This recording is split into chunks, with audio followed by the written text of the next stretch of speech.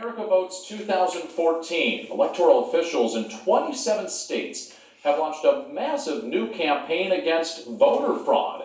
They are using a computer name-matching system to claim that more than 3 million citizens may be registered to vote in more than one state. Now, the lists are based on common names like John Jackson or David Lee, and they could prevent some voters from taking part in next week's midterms. Well, until now, no one has seen these lists publicly, but in a special investigation for Jazeera.com, journalist Greg Pallas discovered that they are part of a Republican-led effort. Jody Chen has more on the outrage developing in several key states. So you're talking about probably over 1 million people that voted twice in this election.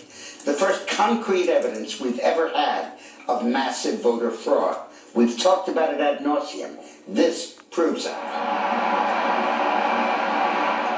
Greg Pallas is a private investigator turned journalist who's been following voting rights in every election since 2000. And I got into this stuff when Bush won by 527 votes. And now, it's a decade and a half later, and I'm hearing the cry of voter fraud. There's 1 million people committing voter fraud. Is there really this big crime wave? The journey begins here in Kansas, where Republican Secretary of State Chris Kobach has launched a nationwide campaign against voter fraud. Take double voting.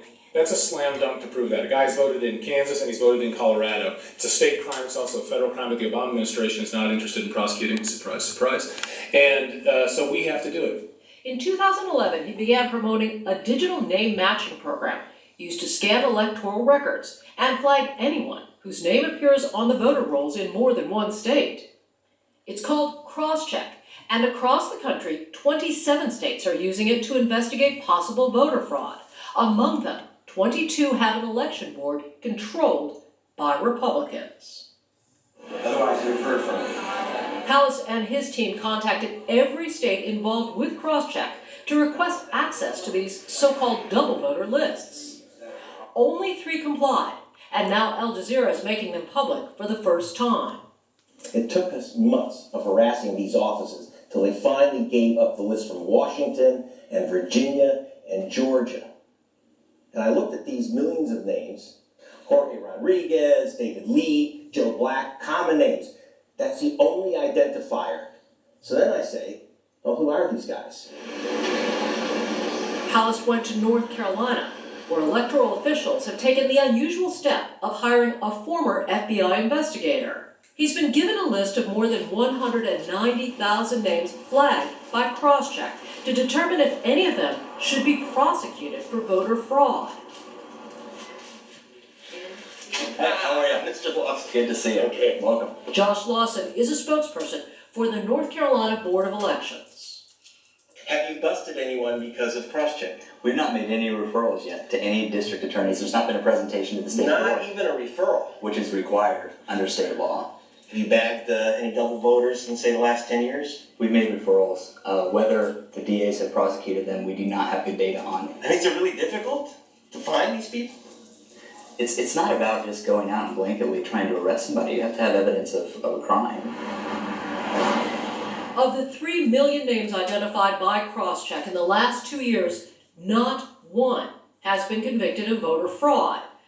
But Virginia, another state using Crosscheck, has already struck more than 41,000 voters off the rolls, admitting that some of them may have moved out of state.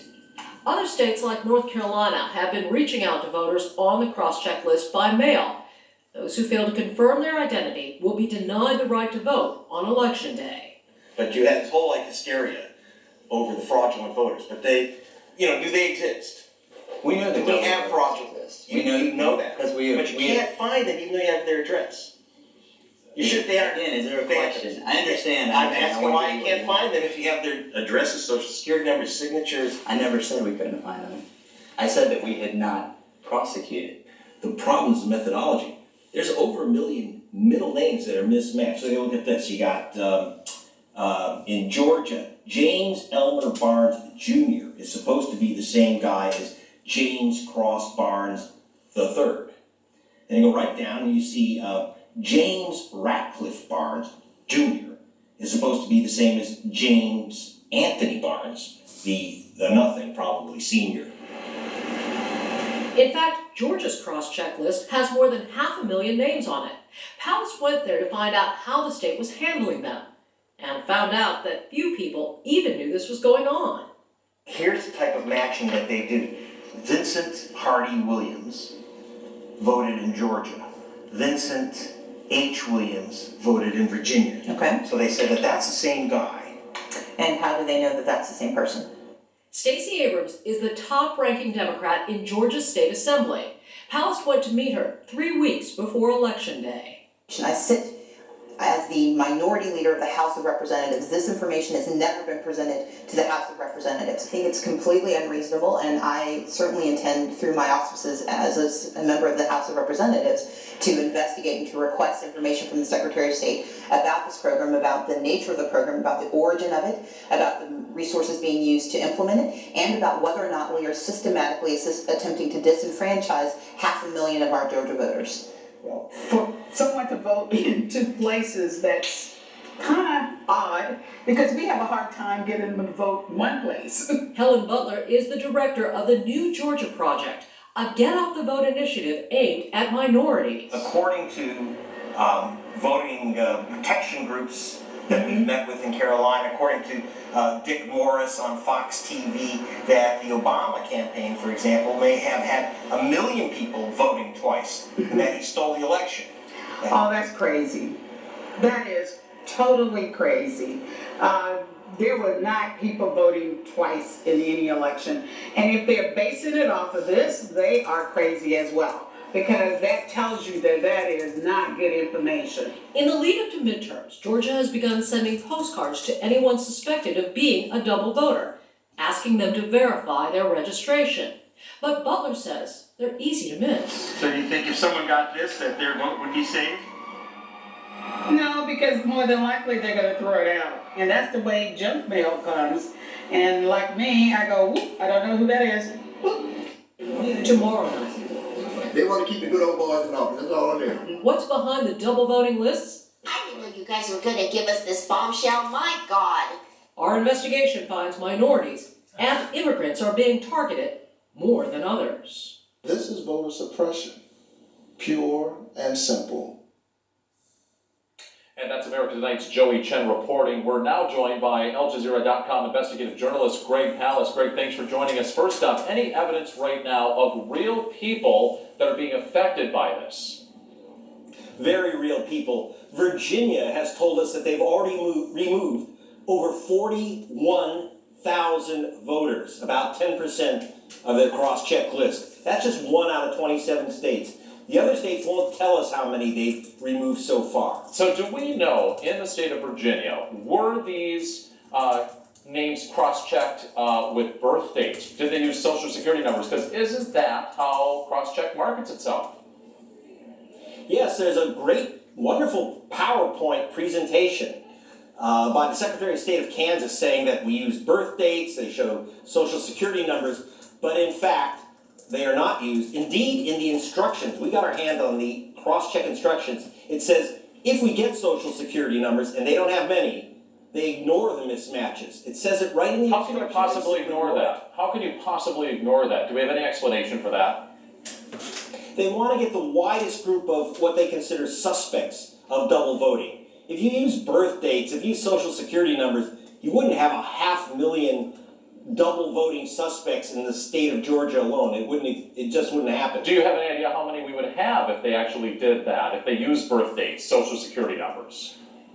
Oh, about 1%. You'd have basically a few thousand people who once lived in Georgia and moved away, or moved into Georgia, never notified the state that they're no longer voting there. You don't have people voting twice. You're saying it's evidence of voter registration then in 2 states, but not evidence of double dipping. Yeah, there's nothing wrong with having 2 registrations as long as you don't vote in 2 states. That's a crime. Right. What are the implications here for the midterms, and what about 2016? In the midterms, it's going to have some effect because the races are so darn tight in North Carolina and Georgia, where they're removing tens of thousands of people. But the real impact will be felt in 2016, because some states are taking a long time to remove people from lists. And that's when we're going to feel it, hundreds of thousands of people. If we go by the Virginia numbers, we're going to see several 100,000 people, mostly minorities, lose their vote for the presidential election. Well, purging of voter rolls is nothing new. It is highly controversial. How does this latest effort compare to what we have seen over the last few decades? Well, I did a story where I uncovered that in Florida, before the presidential election, people were removed because they were marked as felons, criminals not allowed to vote. We found out that the 58,000 people removed, not one of them was actually a felon voter not entitled to vote. That shifted the presidency of the United States when George Bush won by just over 500 votes. It does have an impact, but this is much more sophisticated, and it's going to roll into the voter rolls over a long time. And so the big impact won't be felt until the presidential elections of 2016. All right, more on that tomorrow night. Jazeera.com investigative journalist Greg Palast, thanks for joining us. You're welcome. So you might have some more questions on this. For more on Crosscheck.